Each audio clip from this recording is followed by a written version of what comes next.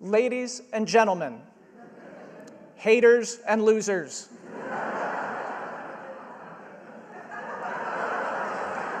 Isn't that the decorum now in the New Washington? Anyway, welcome. I just feel so fortunate that I can do something that I love and make a living at it. To receive this award, this really cool Tiffany's trophy, this very generous prize, it just blows me away. As the foundation states, her block was committed to, quote, a lifelong fight against abuses by the powerful. I share that passion. And I don't think any mission could be more relevant or crucial in the era we find ourselves now. I so admire the work of the previous Her Block prize winners and finalists that to be counted among them now is an incredible honor. On a personal note, so many people important to me have traveled to be here today. My brother and his family, my Aunt Pat, my godmother who held me as a baby, cousins and nieces from both sides, all sides of my family who've never even met each other before. Dear friends from my time in college, Minnesota, Seattle, New York, Costa Rica, Colorado are all here. My college professor, editors, art directors, fellow cartoonists, and artists, thank you all for being here. I am really, really touched.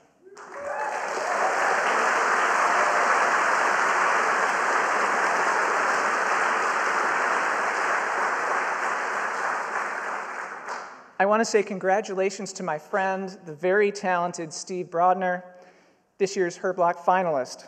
I'm so happy to share this night with you. In 2005, Steve and I were both at the Mocha Comics Fest in New York City, and Steve had just come out with this incredible retrospective book called Freedom Fries. And I asked him, I said, Steve, when did you reach that point where you knew professionally you'd sort of made it and could kind of finally relax? And he said, let me tell you something. Doing what we do as freelancers, there is no reaching that point where we've made it. I've never forgotten those words, and as a result, I approach every cartoon I do as my next chance to try and prove myself. And I believe having that mindset is part of what got me here today. So thank you, Steve, and congratulations again.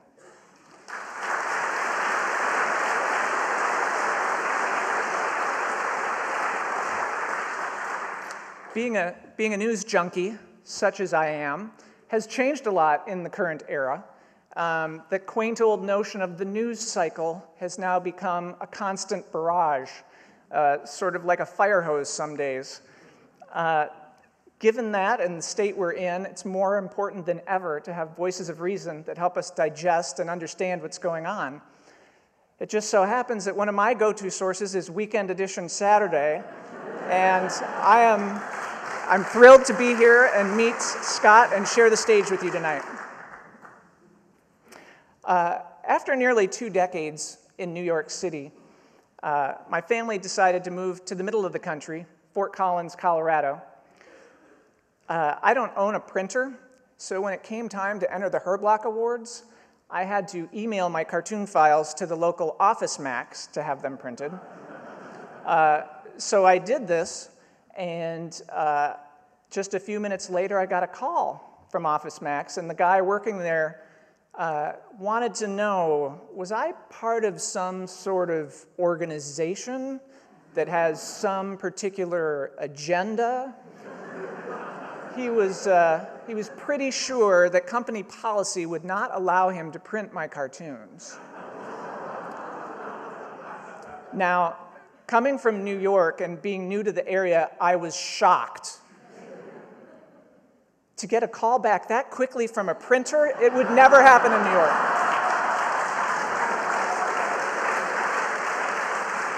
You just don't get that kind of service.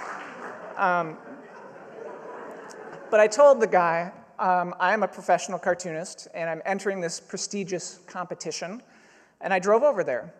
And when I arrived, he saw me, and he said, it's okay. I talked to my manager. Freedom of speech.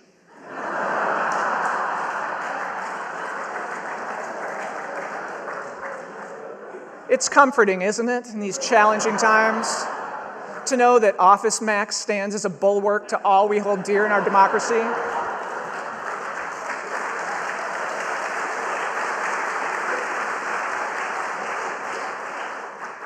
So I won this award for the cartoons I created in 2017. Does anybody out there remember 2017? Woohoo! Let's hear it for 2017. A big, beautiful year with big, beautiful chocolate cake and big, beautiful, clean coal. Let me remind you of one of the best parts of 2017 that you might have forgotten. So prior to 2017, the United States of America had ceased winning. We totally stopped winning, no winning, nada. I don't know if you saw it, but the Jumbotron scoreboard on the side of the Washington Monument, it said wins 0 with a little sad face emoji down here. But then was born unto us and delivered via gilded fool's gold escalator a savior. And on January 20th, 2017, like magic, boom, America started winning again. It's been amazing. Now every day we can all wake up, look at our news push notifications on our phones, look at the front page newspaper, listen to NPR, and think, wow, so much winning.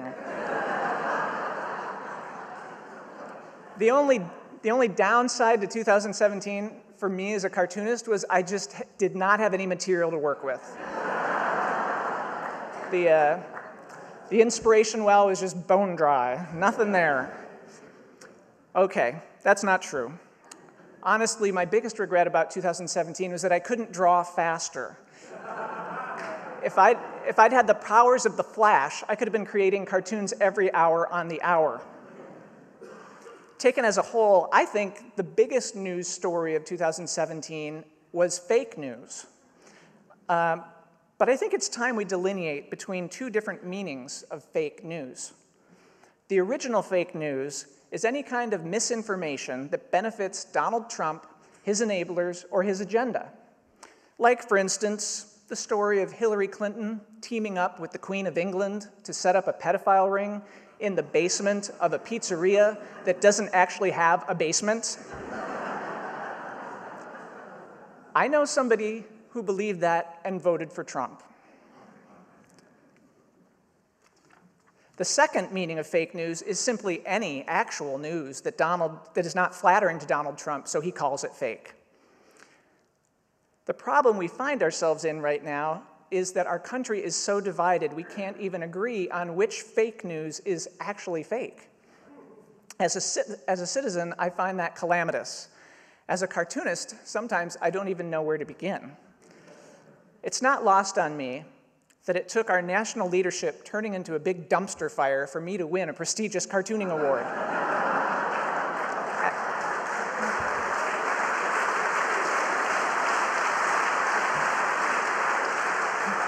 And I don't know how to feel about that. But I do know that I am extremely grateful to Marjorie Pritchard, my editor I've had the pleasure of working with at the Boston Globe for over a decade, who traveled from Boston to be here tonight. I'm very lucky to have a great working relationship with someone who understands the language of cartoons and who strikes a perfect balance of giving me artistic freedom, sharing honest feedback, and knowing just when to step in and make edits. I'm thrilled my work has a home in the venerable Boston Globe. Thank you, Marjorie, for giving me every next opportunity to prove myself.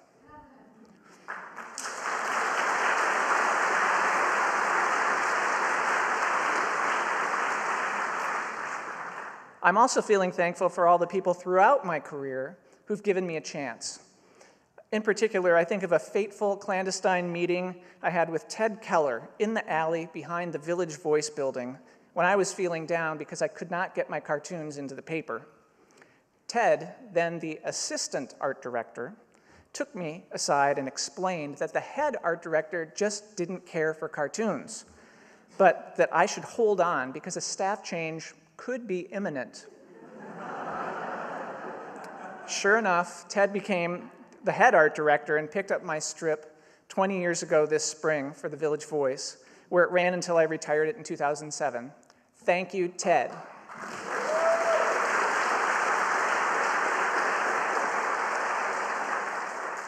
Before that, I had a strip that ran in the alt-weekly paper of Minneapolis, the Twin Cities Reader.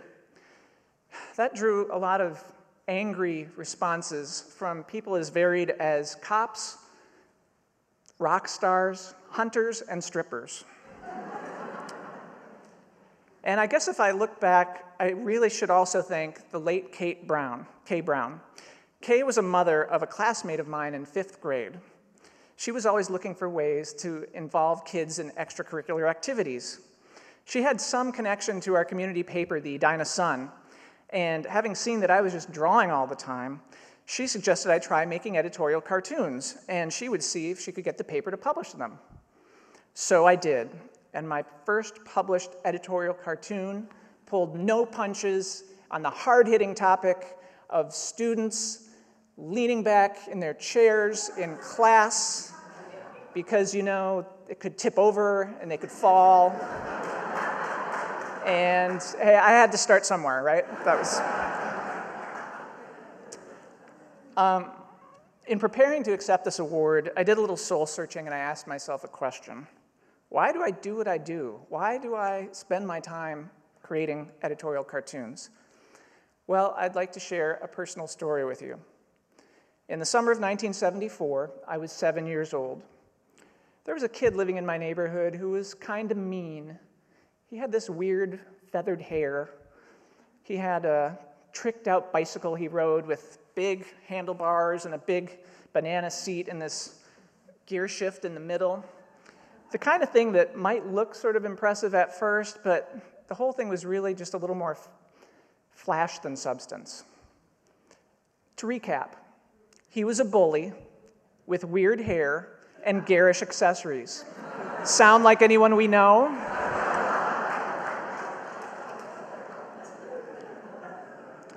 Now, for some reason, this kid had built up animosity towards a family down the block.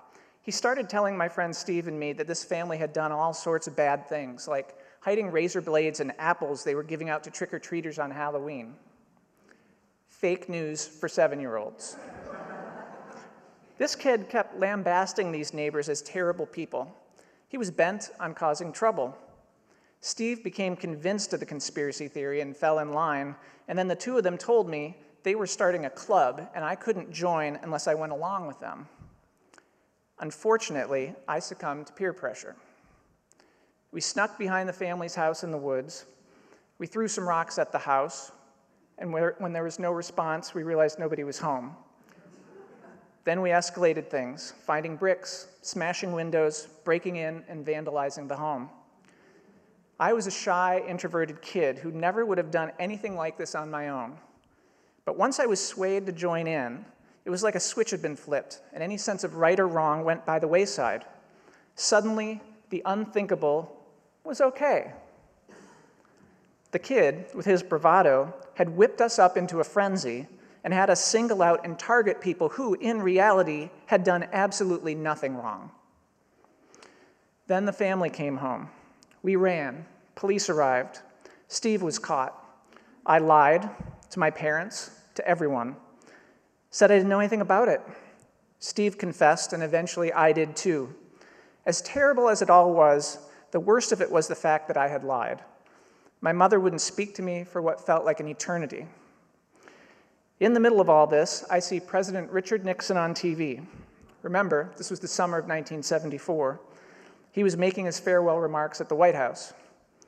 He had done something wrong and lied about it and was crying. So had I. Days later came one of the most difficult things I've ever had to do. My father brought me back to the house to apologize to the family face to face. I begged him not to make me do it. It was agonizing, but it was the right thing to do. I expected them to be angry with me, but they weren't. They were gracious and mostly puzzled at what could have possibly possessed me to do something like this. Looking at the damage, I was puzzled too. Like it had all been an out-of-body experience. I couldn't even explain why I'd done it. As you might imagine, this episode has been hugely formative for me. I know now I am a better person for having gone through it. It taught me not to follow blindly. It taught me to tell the truth. It taught me to own up to the things that I've done. I'd already been drawing from a young age, but this episode awakened my moral compass and formed what I would create going forward. But it filled me with so much shame that I never talked about it until well into my adulthood, and then only very rarely. I've certainly never spoken of it publicly until today. For the longest time, I wished I could live that day all over again and that someone could have stopped me and talked some sense into me. Stop and think about what you're doing. Today, we're living with a president who recklessly manipulates people and stokes mob mentality. He lies habitually. He refuses to take responsibility or apologize for his words or his actions.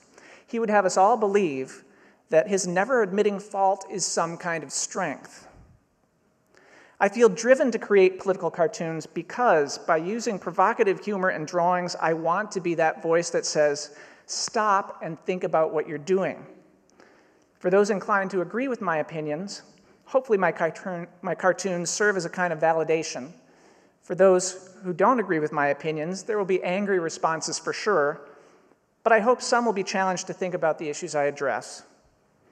I want to believe that spells people fall under can be broken, and maybe that starts with laughing. There are two people I so wish could be here today, my parents. Alzheimer's is a cruel and dehumanizing disease. It killed my father, and it's killing my mother right now. But from the day they didn't blink when I dropped my math major in college, to the times I needed help paying the rent, to all the milestones of my career that they helped me celebrate, they were unwavering in their love and support.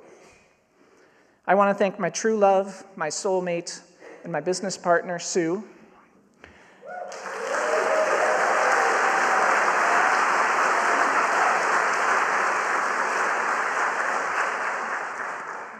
She's by my side on everything from deciphering, letting me interrupt her at work to ask, do you think this drawing of Mitch McConnell has enough chins?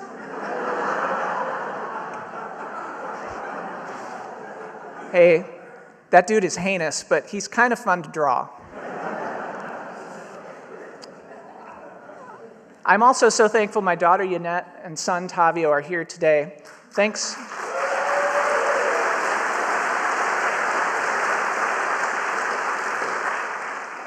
Thanks for understanding whenever I'm in a deadline crunch. Part of why I do all this is my hope that in some small way I might contribute to making the world better for you too. How much impact can cartoons have? I don't know how to gauge that, but receiving this award, I feel a sense that I must be doing something right. Thank you, Herblock Foundation, and this year's judges. Thank you, Herblock, for blazing the trail, creating not only an incredible legacy with your work, but leaving an amazing gift to future generations with the Herblock Foundation and its support for cartoonists going forward. Freedom of expression is a wonderful thing that can't be taken for granted. I have a friend here tonight who's a federal employee who told me that the government has now blocked federal employees from seeing my website. She said it wasn't that way under Obama, but it is now. I'm just going to leave that there. Thank you very much.